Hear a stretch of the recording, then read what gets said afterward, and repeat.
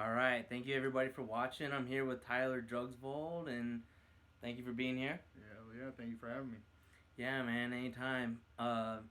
Yeah, before we get started, do you have any people, places, or events that you would like to shout out? I'd like to shout out to my last corner, my boxing coach, Steve Arizola. He's always been an inspiration for me. Always motivate me and make me do stuff that I don't want to do. But he's a real good guy. Travis Melissa out of Capital City Jiu Jitsu. I appreciate all the work they put in with me and everything like that, and Jesse Lee and all them over there. I appreciate everything. Yeah, yeah, definitely shout out to them at Capital City. Yeah, Jesse had a pretty decent, easy night in the office. It seemed like. Oh man, it was nice. He was doing everything right. His ground game, everything. I was like, man, yeah, he did pretty good. Yeah, man. Things seemed to work out that night. Yeah. Not for me, but. Well, yeah. I mean, things happen. All right. So, do you think that you took damage or lasting damage, or you think like the referees went in at the right time? Like, to be honest, when I was in the cage and everything like that, I didn't feel like I got knocked out. Mm-hmm. I felt like the ref actually commented when I got up and I was kind of actually wobbly leg and everything like that.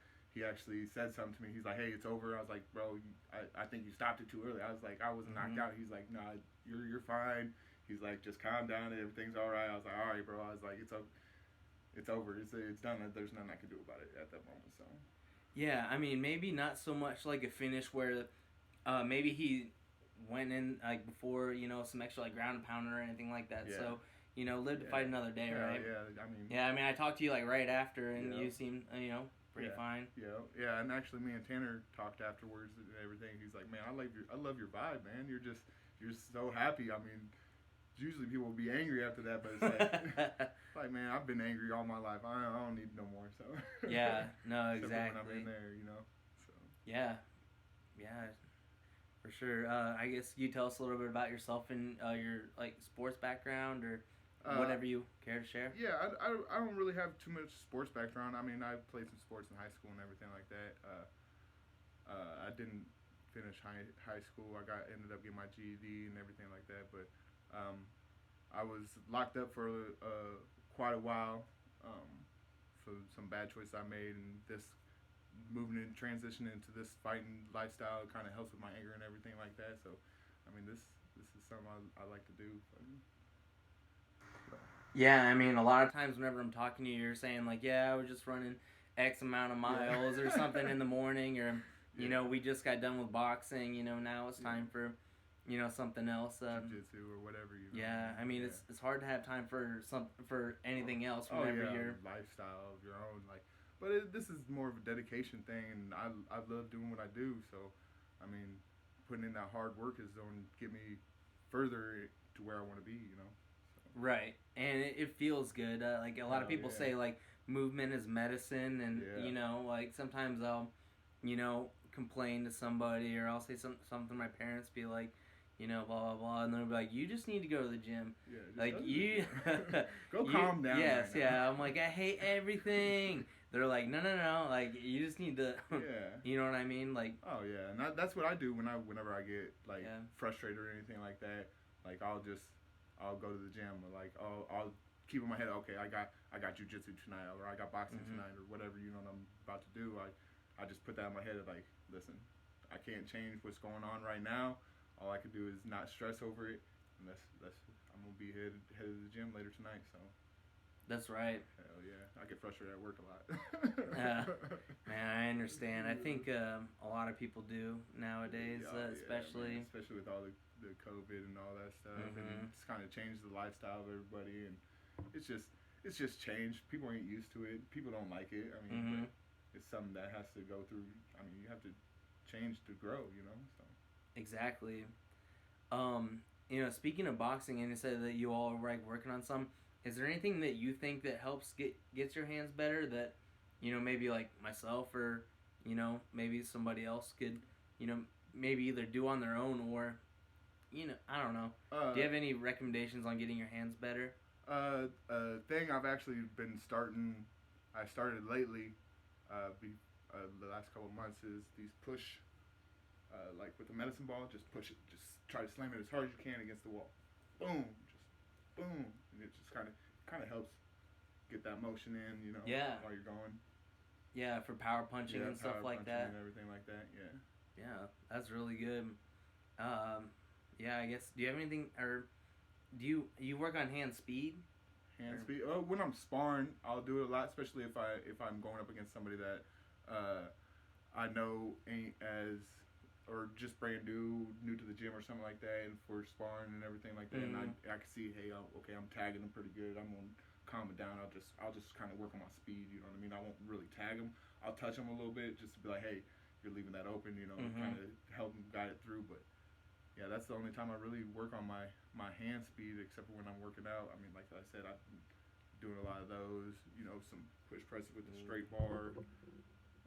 Yeah. So. Do you do like some bag work or anything like that? Bag. Bag. Oh, bag. Like heavy work. Oh, bag. yeah. I did some heavy bag earlier. I usually get about three or four rounds in. Like I jump from different space to space when I do my boxing and everything like that. So I try to get bag work in a couple times a week. You know, I get my shadow boxing. I try to get that in at least 15 minutes a day. You know, just to kind of help. I mean, that helps with your hand speed and everything like that. Kind of keeping your hands up, keep yourself moving and loose and everything like that. So. Yeah, I mean, I've always like been told that and everything that, you know, if you're not shadow boxing, you're not, you know, you're missing out on a whole lot of extra stuff you could do with your game whenever, you know, you might be by yourself or stuff like that. Are there any tricks on the bag that you like to do, the heavy bag? Like, what do you mean? Or like, maybe not tricks. Certain combos or something. Yeah, drills or combos or like the kind of uppercut punch my coach does. He'll have me do a minute, boom, one side, boom, one side, just as hard as I can, boom, boom.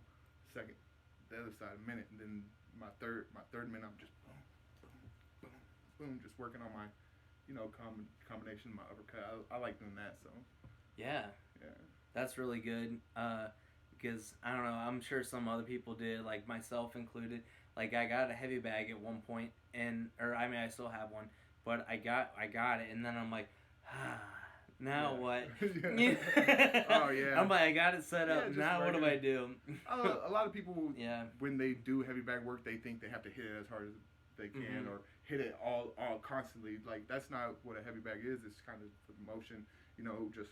Kind of look. You don't have to hit the bag every time, or maybe just tap it just to kind of work on your parries. You know, it's just a lot of people just go in there and try to just hit it and last about 30 seconds, and it's like, man, the round ain't even over. Man, my hands and wrists are hurting. Wonder why. Man, that's funny. I guess whenever you go into a training camp, is there a specific way that you like to that you're willing to share of like breaking up like your strength and conditioning? You talk about running miles, your jiu-jitsu, your boxing, Muay Thai. Going into a fight, I mean, I try to work out 5 times a week, not going into a fight, getting at least 3 miles in for a day, 5 days, 5 to 6 days a week. When I actually go to fighting, like I'll do my workout, but it'll be more higher reps and everything like that, not less weight, more cable machine and stuff like that, bands and stuff like that. And then I'll run my miles. I'll run more than 3 miles. I'll run anywhere from 4 to 4.5, sometimes 5 miles, depending on my mood and everything like that. Because I like to do it in the morning. I like to run my miles in the morning, get it out of the way before work at 7.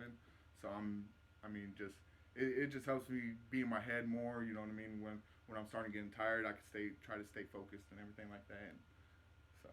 Yeah, I need to do that. Just get it done in the morning, and then you don't gotta worry about it. Yeah, I mean, it's peace and quiet. I mean, when I go to the gym, I usually do it on a treadmill in the mornings, and it's like, man, there's nobody really around. I mean, there's people around, but there's nobody really in the gym at 4:30 in the morning. So, I mean, I just be in my own head, just thinking about life, really, everything. You know what I mean? Yeah.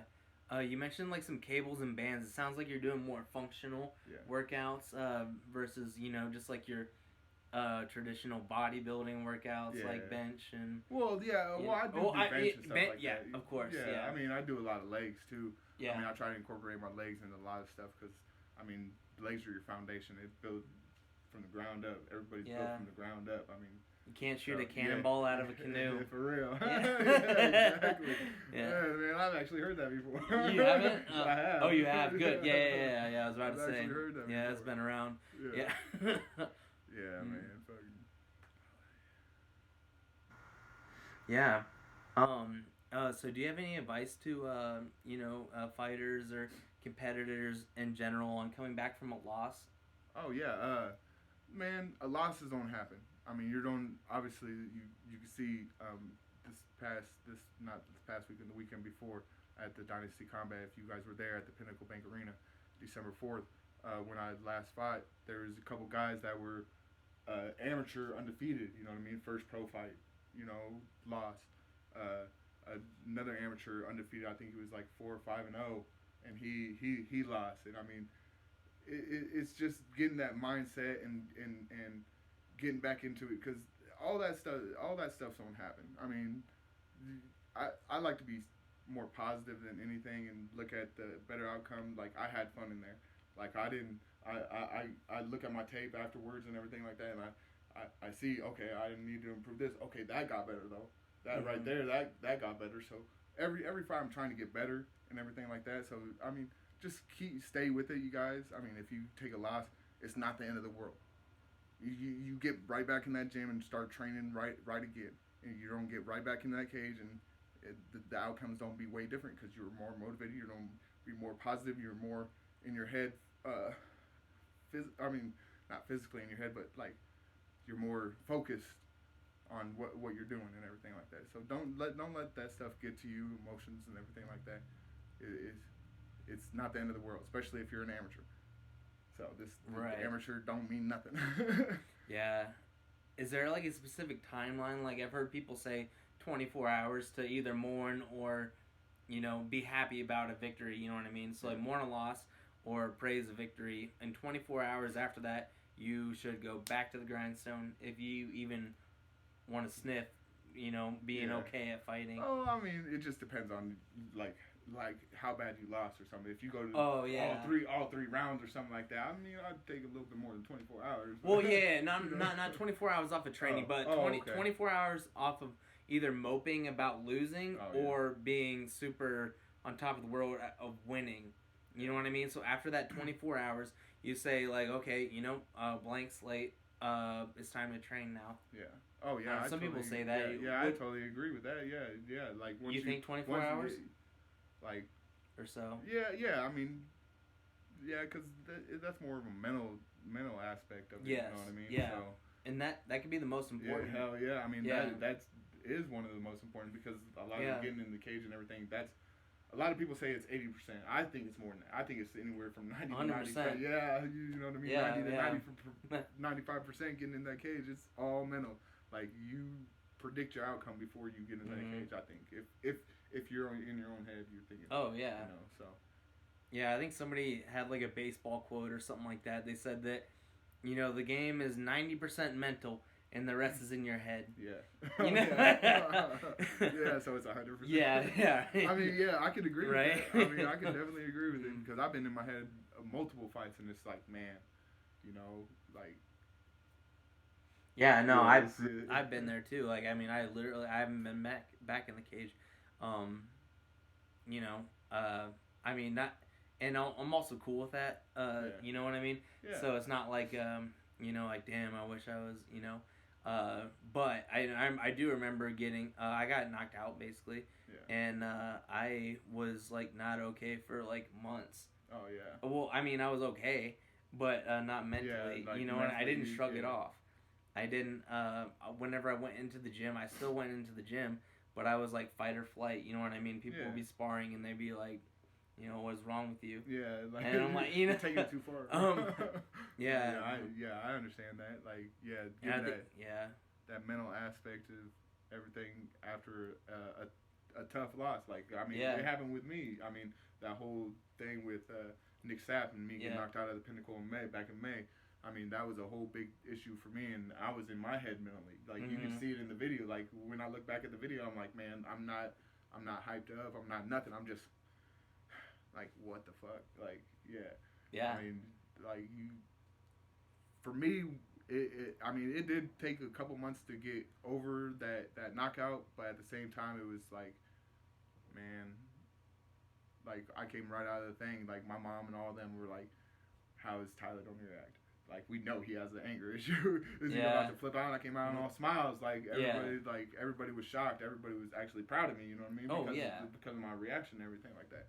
So I mean that motivated me after I seen everybody's reaction and everything like that. And I actually took my older sister Nicole, my older sister Jessica, and my mom out to breakfast that next morning. Or well, they took me out to breakfast that next morning, and we talked about it and everything like that. And I mean, just getting those feelings out and everything like that with somebody you're really close to, that also helps. I mean, venting that stuff, keeping all that stuff in, that's not gonna help you. It's just on build and build. I mean, so not good at all. Yeah, for sure. I guess, do you have any future plans? You know, if everything were to go on your schedule about like upcoming fights or what you would like to have happen? Well, I still want that rematch with Nick Sapp. I don't know the reason still why he backed out of this past event at the Pinnacle Bank, but I mean it is what it is. But I'd like that one. I just need to get back on that grind. You know what I mean? Keep on improving and get back in there. I love it. I mean it helps me physically and mentally. So I'm gonna continue doing this. Yeah, no, that's what I'm talking about. And, you know, I did run into, like, multiple people who knew you in and around Pinnacle Bank Arena that I had no idea who they were. But, you know, like, if I'm standing next to them, you know, we'll ask, like, who are you here for? And then, you know, multiple guys, even, like, the guy that I was sitting with, like, knew you and, like, all that stuff. So you're definitely a fan favorite. Yeah. And, you know, people want to see you get in there. So that's what I'm talking about. Yeah, and it helped actually. I want to shout. I don't even know who the guy is, but he came up to me after the fight and he was like, "Man, I was rooting for you. You did good. Get your ass back in there." And it was some older guy, and I was like, "All right, bro." I mean, he's like, you know, he just kind of walked off. I'm like, all right, like what the hell? I mean, it made me feel good at the same time. You know what I mean? When he said that, I was like, man, I don't even know you. I probably will never see you in my life again. I mean, unless I see you at one of these events. But it's like, he just wanted to pass it on. He probably saw himself and be like, you know what, like, you know, we can, you know, and especially like if your fans are there, like for you to see you fighting, and like generally like they don't care if like you win or lose. You know what I mean? Like they're, you know, they are there for you. Yeah, the like person who cares about that the most is, you know, ourselves. Yeah, hell yeah, I totally agree with that. Yeah. Well, you got anything else going on? No. Pretty much it, bro. All right, y'all. Well, thanks for coming, Tyler. I appreciate having me. Yeah, for sure. We'll be back. Thank you.